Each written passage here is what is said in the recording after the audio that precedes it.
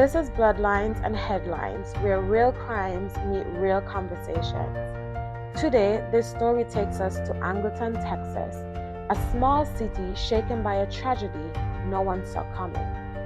But before we get into this story, if you love our stories and commentary, be sure to click the link below and subscribe to our channel. So authorities say 31-year-old Oninda Romelus, a mother from Porter, is now facing 2 counts of murder and 2 counts of aggravated assault with a deadly weapon after allegedly shooting her 4 children early Saturday morning.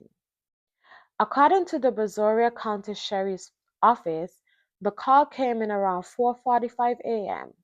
Oninda herself reportedly dialed 911, telling the officers to come to her location. When deputies arrived, they found 4 children inside a vehicle. A 13-year-old boy and a 3-year-old girl didn't survive. The other 2 children, ages 8 and 9, were flown to a Houston hospital and are said to be in stable condition.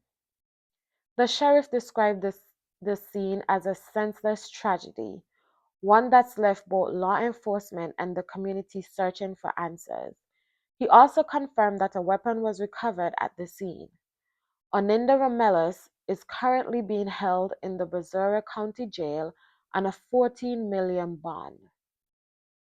Record shows she's previously been arrested in 2022 in Georgia on charges related to DUI and possession of marijuana.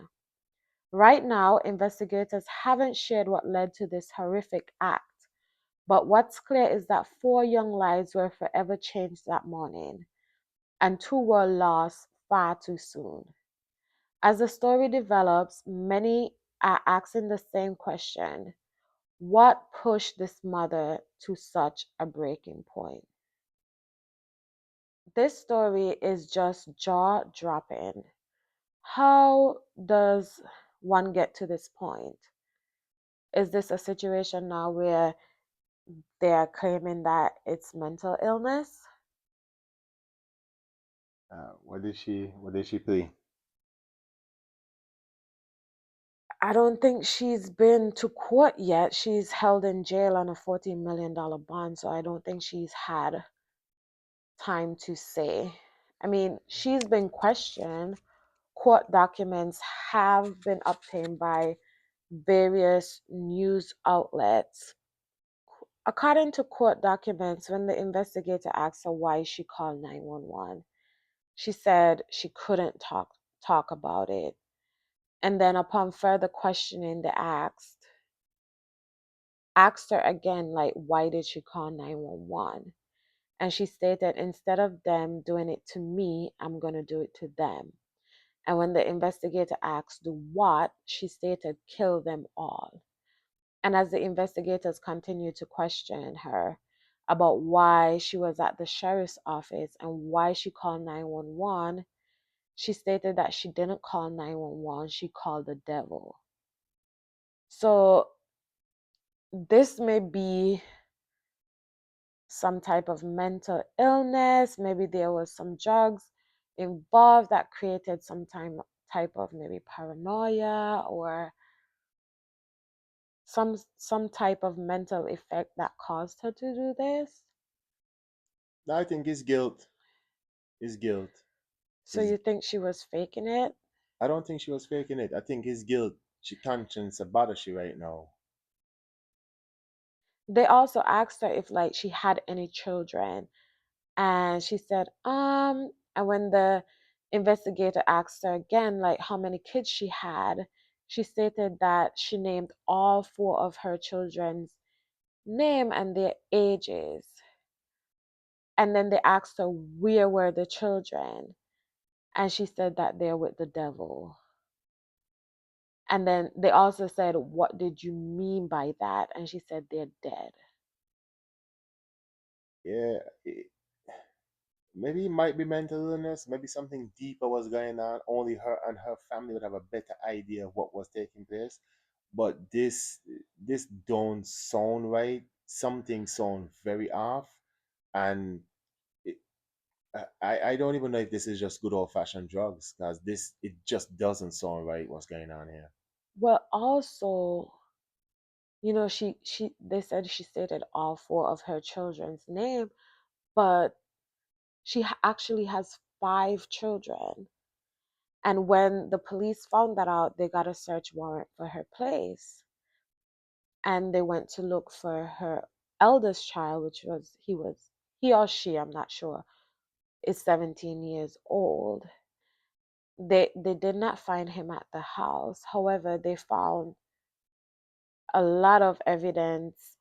They found like social security cards, people's IDs, um, US Treasury checks, like blank checks, and all these things that like point to like some type of financial fraud. So I'm trying to figure out what was she involved in. Was she involved in something that was bigger than her and maybe it consumed her and caused her to get mentally ill? When you spend your life doing a crime and destroying other people's lives, at the end of the day, you feel somebody can come back towards you. So that's why I think it's the conscience, and you get to the point where you step into paranoia, and they get paranoid, and they think the world after them. Right. Yeah, I feel like it had something to do with paranoia. And they said that she was sitting there and she kept looking at the door like she's scared that someone's gonna come or she's expecting someone to come. Like, I don't know. So then, leading off of that, now you could think from the perspective that she might thinking like, okay, I have to go to prison, jail, whichever one, and she don't want to lose the kids. So instead of just, So she take them out herself. Maybe she didn't want them to go into foster care, like something like that. and then the perception is that the police is the devil because they're trying to break up the family instead of her owning up to her own situation and realize that she created this by getting involved with this. Now, at the end of the day, this is purely speculation, Yeah. but there is no reason for one person to have so much identifications for so many different people in one location unless you are participating in this type of crime. And it was numerous amounts of credit cards, IDs, social security cards, people's mail. It was a lot of stuff.